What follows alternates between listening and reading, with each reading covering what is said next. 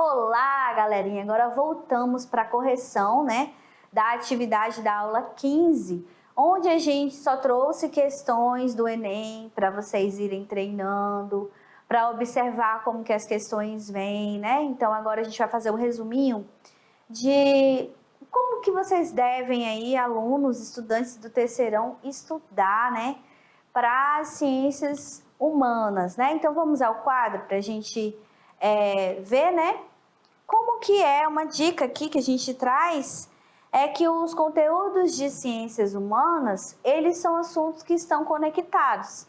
Então, quando você estuda algo ali da história, vai te ajudar para a sociologia, vai estudar para a filosofia, vai te ajudar para a geografia. Então, os assuntos de ciências humanas, eles têm muita conexão como um todo, tá? Aqui, aproveitar assuntos de história e geografia para fazer conexões com temas sociológicos. É tranquilinho, né? É até interessante fazer isso o tempo inteiro, tá, gente? Porque não tem como você pensar a sociologia isolada da história. Pensar a sociologia isolada da geografia, tá? A história, eu falo sempre a história porque a história ela é uma ferramenta primordial para a gente aprofundar temas sociológicos. Não tem como eu falar de sociologia sem utilizar a história. Para o sociólogo, a história é uma ferramenta primordial, tá? Então, essa é a dica que a gente traz, porque vocês vão notar o quanto que as ciências humanas elas são conectadas. Então, você sendo um bom aluno de história, você vai ser um bom aluno ali na sociologia, porque a sociologia vai ali analisar outras coisas, né? Que a história não vai dar conta. Então, para isso que existe a sociologia. E a geografia do mesmo modo, né? A filosofia já é peculiar, já é algo ali peculiar, porque, né, tem a questão do pensamento, dos filósofos, dos questionamentos, enfim, né? Aí, lembrando que a dica que a gente faz é que para ciências humanas é algo até tranquilo, porque você, ao estudar um conteúdo, você vai estudar outros conteúdos também, né? Aí a gente trouxe um exemplo aqui, que ao estudar o período Vargas, o aluno pode atentar para os direitos sociais, que foram criados no período do Vargas, ali, né? Os direitos sociais. Então, foi um período que você pode fazer essa conexão, né?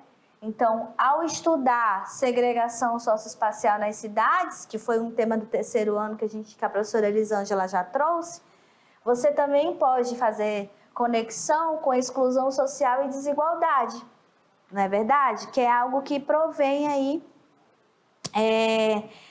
da cidade, né? Das grandes cidades. A segregação que ocorre nas cidades, você pode abordar a questão da exclusão social e da desigualdade.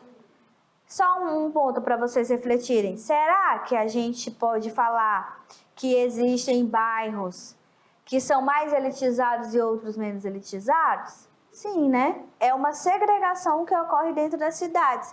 Quando a gente fala Zona Sul, Zona Leste, aqui, por exemplo, em Porto Velho tem isso, né? A Zona Sul é a galera mais elitizada ali, que mora ali. Isso não é verdade, tá, gente? Porque a desigualdade, ela tá em todas as zonas, né? Inclusive aqui em Porto Velho, isso não é tão marcante. Quem se acha dizendo que é da Zona Sul tá iludido, né? Mas tem essa questão ali de uma elitização, sim. Tem, sim. E existe uma segregação, sim. Tem mais dificuldade ali na Zona Leste do que na Zona Sul? Tem. Mas tem uma desigualdade que permeia tudo isso, né? Então, dá para falar de segregação trazendo exclusão e desigualdade social. Vocês estão vendo como os temas são conectados, né? E é importante vocês perceberem isso. Agora a gente vai fazer a atividade de sala e já vocês voltam a gente volta para a correção. Então, vamos lá.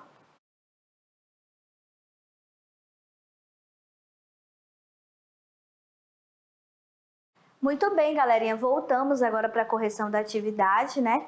Essa aula foi uma aula somente de questões. E é sempre bom a gente trazer essas questões. Vocês viram aí que as 3 primeiras questões lá da primeira parte da nossa aula foram questões do ano passado. Então, eu simplesmente já peguei o que caiu ali no ano passado, tá? Então, são questões bem quentes, quentinhas ali, né? Saíram do forno ainda há pouco, para vocês terem aí uma ideia do quanto que esses temas da sociologia, eles são temas que fazem muitas conexões. Você tem que usar ali a história, a geografia ali como ferramenta importante, né? Então, essa visão do todo ali, uma visão crítica da realidade. É o tempo inteiro ficar olhando ali, tendo essa visão crítica, né, mais profunda da realidade, não só as aparências. Então, a sociologia, ela tem essa diferença, né? E, por exemplo, numa redação, vocês aí que vão fazer o Enem esse ano, na redação é primordial. Se vocês tiverem um conhecimento da sociologia, de um sociólogo e quiserem utilizar, é maravilhoso. Isso vai mostrar o quanto que vocês têm aí argumentos, que vocês dominam aí, né? Vocês têm mais conhecimentos do que o comum, do que o simples, do que o cotidiano. Então, vai ser muito bom para vocês. Podem citar autores, de acordo com Karl Marx, de acordo com Max Weber, para o pensamento do Weber, né? Inclusive, vocês podem até refutar, dizer que vocês não concordam, mas utiliza lá o pensamento dele. Vai ser maravilhoso vocês utilizarem, né? Ah, de acordo com o fulano de tal que fala no livro tal coisa, não tem problema, gente. Mas lembre-se que vocês têm que ter todas as etapas ali de uma redação, né? Mas quanto mais repertório cultural vocês tiverem, mais sucesso vocês terão ali na nota, tá? Então, vamos ao quadro para a gente conhecer a questão de número 1, né? Que foi a questão aí que vocês já resolveram. Então, essa questão, ela não é antiga, né? Ela também é uma questão nova, né? 2019 tá bem aí. Então, a maior parte das agressões e manifestações discriminatórias contra as religiões de matrizes africanas ocorrem em locais públicos, equivale a 57%. É na rua, na via pública, que tiveram lugar mais de 2/3 das agressões. Geralmente em locais próximos às casas de culto dessas religiões. O transporte público também é apontado como um local em que adeptos das religiões de matrizes africanas são discriminados, geralmente quando se encontram paramentados por conta dos preceitos religiosos, vestidos, né? As práticas descritas no texto são incompatíveis com a dinâmica de uma sociedade laica e democrática. Por quê? Então, por que essa prática do preconceito, principalmente com as religiões de matrizes africanas, que é uma das religiões que mais sofrem preconceito, né? Vocês puderam ver aí no texto. Por que isso é incompatível com essa dinâmica de uma sociedade laica? Ou seja, a sociedade brasileira é uma sociedade laica, inclusive está na Constituição Federal, né? Que o Brasil, ele não é um país que diz que aqui só pode existir uma religião ou que tenha uma religião oficial, né? Então, o nosso país é um país laico. Todos devemos respeitar toda e qualquer religião que exista aqui, não importa qual seja, inclusive o ateu, né? Se a pessoa também não quiser acreditar em nada, não quiser acreditar em Deus, não quiser acreditar, respeito. O que a gente tem que ter é respeito, porque a gente vive numa sociedade laica e ele tem direito de acreditar no que ele quiser, ou não. E democrática. Então, por que é incompatível isso numa sociedade tal como a nossa é regida, apesar do tantão de preconceito que existe? Porque asseguram as expressões multiculturais?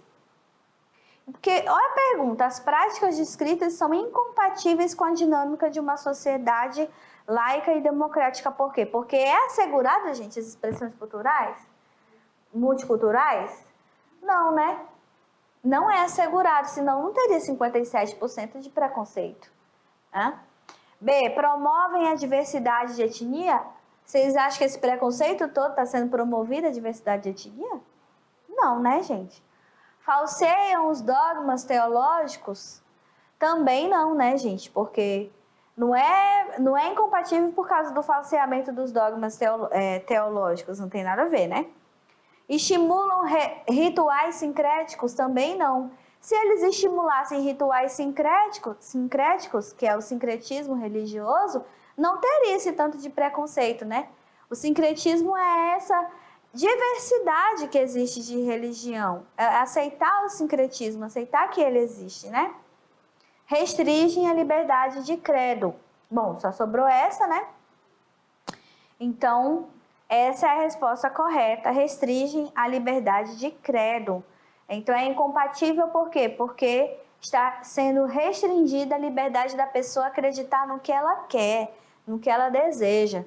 E é incompatível com uma sociedade democrática como o Brasil, é incompatível com uma sociedade que se diz, inclusive dentro da Constituição, que é laica, né? Que devemos respeitar essa diversidade, devemos respeitar todo esse sincretismo religioso, é incompatível. Então, por quê? Porque estão restringindo a liberdade das pessoas acreditarem no que elas querem. E lembre-se disso, tá? Essa questão de ter preconceito com a religião, professor, eu não gosto. Gente, guarda para você, né? Se não gosta, guarda para você. Mas a gente tem o dever de respeitar as pessoas dentro das suas peculiaridades. Eu não gosto porque não sei o quê. Não, gente, aí cada um tem a sua liberdade, mas o respeito, ele tem que estar acima de tudo, porque as pessoas têm o direito de acreditarem no que elas querem, né? Um direito aí essencial da pessoa humana, tá? Muito bem, questão de número 2 diz o seguinte, vamos lá. Quanto mais complicada se tornou a produção industrial, mais numerosos passaram a ser os elementos da indústria que exigiam a garantia de fornecimento. 3 deles eram de importância fundamental, né? O trabalho, a terra e o dinheiro. Numa sociedade comercial, esse fornecimento só poderia ser organizado de uma forma, tornando-os disponíveis para a compra, né? Agora, eles tinham que ser organizados para a venda no mercado. Isso estava de acordo com a exigência de um sistema de mercado. Sabemos que em um sistema como esse, os lucros só podem ser assegurados se garante, né, a autorregulação por meio de mercados competitivos e interdependentes. A consequência do processo de transformação socioeconômica abordada no texto é o quê, né? Então, ele está falando de uma consequência que tem a ver de uma transformação, né? A consequência do processo de transformação socioeconômica abordada no texto tem a ver com o quê? Então, aqui no texto, vocês podem perceber que ele está falando, né? Aqui, ó, de uma sociedade comercial, esse fornecimento só poderia ser organizado de uma forma, todos disponíveis à compra. Aí, olha só o que ele está falando, né? Agora, eles tinham que ser organizados para a venda no mercado. Isso estava de acordo com a exigência do sistema de mercado. Sabemos que um sistema como esse, os lucros podem ser assegurados se garante a autorregulação dos mercados competitivos independentes, né? Aí ele está falando, aqui é que é importante essa parte, ó. 3 deles eram de importância fundamental: o trabalho, a terra e o dinheiro. Numa sociedade comercial, esse fornecimento só poderia ser de uma forma, né? Tornando isso, aqui, ó, o trabalho, a terra e o dinheiro disponíveis à compra. Então, a nossa sociedade, essa sociedade capitalista, ela a essência dela, né? É aí a mão de obra do trabalhador, né? Foi uma revolução, né? O assalariamento, a venda da mão de obra do trabalhador, né? Então, isso foi uma revolução muito forte dentro dessa sociedade capitalista da qual a gente vive, né? Então, ele está perguntando a consequência do processo de transformação socioeconômica abordada lá no texto, que ele fala do trabalho, né, da terra e tal, é o quê? A expansão de terras comunais. Em nenhum momento ele fala sobre terras, né? Assim, que tenha ligamento com essa parte da expansão de terras comunais, de expansão de terra de um modo geral, ele não fala. Limitação do mercado com meios de especulação, também ele não fala, né, disso. Consolidação da força de trabalho como mercadoria, tem bastante chance de ser essa, né, porque dentro dessa sociedade capitalista, como eu falei para vocês, essa é uma das marcas que ocorre, né? Diminuição do comércio como efeito da industrialização? Isso, pelo contrário, se expandiu. Adequação do dinheiro como elemento padrão das transações? Não, né, gente? Não é bem isso que ele fala, né? Adequar o dinheiro como elemento das transações. Vamos ver, é a consolidação da força de trabalho como mercadoria, tá? Então, essa é o papel central ali, o que mudou, o que se transformou dentro dessa sociedade capitalista. A força de trabalho como mercadoria, né? E o Marx ele já falava isso, que dentro dessa sociedade capitalista, tudo iria virar mercadoria. Todas as nossas relações, inclusive as pessoais, né? E quando a gente analisa os relacionamentos hoje em dia, todas as relações de amizade, enfim, de qualquer relação entre as pessoas, a gente vê o quanto que essa forma monetarizada, que é de mercado, ela foi para as relações do descarte, do trocar, do como se eu fosse descartar as pessoas a hora que eu quisesse. Parece que essa visão de mercado, ela foi para nossas vidas pessoais, né?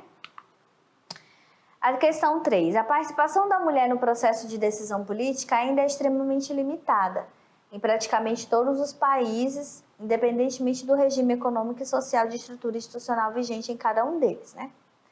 Então, aqui ele já está falando da questão de gênero, já está falando dessa questão aí, né?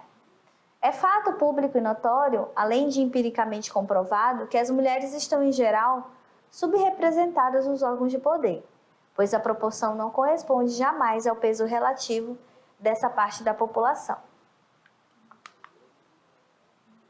No âmbito do poder legislativo brasileiro, a tentativa de reverter esse quadro de subrepresentação tem envolvido a implementação pelo Estado do quê? De leis de combate à violência doméstica? Será que é o combate à violência doméstica que vai fazer com que a gente tenha mais representação? Não, né, gente? B, cotas de gênero nas candidaturas? Essa aqui tem muita chance. Programas de mobilização política nas escolas? Bom, é importante, mas que vai diretamente fazer com que a gente tenha mais representantes mulheres no poder, né? Propagandas de incentivo ao voto consciente? Também não. Apoio financeiro à liderança feminina? E isso é o que ele quer? Pelo Estado. É uma ação do Estado. É isso que ele está perguntando. Qual é a ação do Estado que está fazendo com que tenha mais aí mulheres no poder, né? Então, aí, cotas de gêneros nas candidaturas partidárias. Questão 4. A tribo não possui rei, mas um chefe que é um chefe de Estado. O que significa isso? Simplesmente que o chefe não dispõe de nenhuma autoridade, de nenhum poder de coerção, de nenhum meio de dar ordem. O chefe não é um comandante. As pessoas da tribo não têm nenhum dever de obediência. O espaço da chefia não é um lugar do poder, essencialmente encarregado de eliminar conflitos que podem surgir entre os indivíduos, família, né? O chefe só dispõe para restabelecer a ordem e a concórdia no prestígio que lhe conhece a sociedade. Mas, evidentemente, prestígio não significa poder, e os meios que o chefe detém para realizar sua tarefa de pacificador limitam ao uso exclusivo da palavra. O modelo político da sociedade discutida no texto contrasta com o Estado liberal burguês, que se baseia em imposição das ideologias hierárquicas? Não, né, gente? Determinação divina da soberania também não. Intervenção consensual e autonomia comunitária? Bom, essa é a resposta correta, né? É uma intervenção consensual e autonomia comunitária. Muito bem, essas são as nossas referências bibliográficas. Espero que todos fiquem bem e até a próxima aula. Tchau, tchau!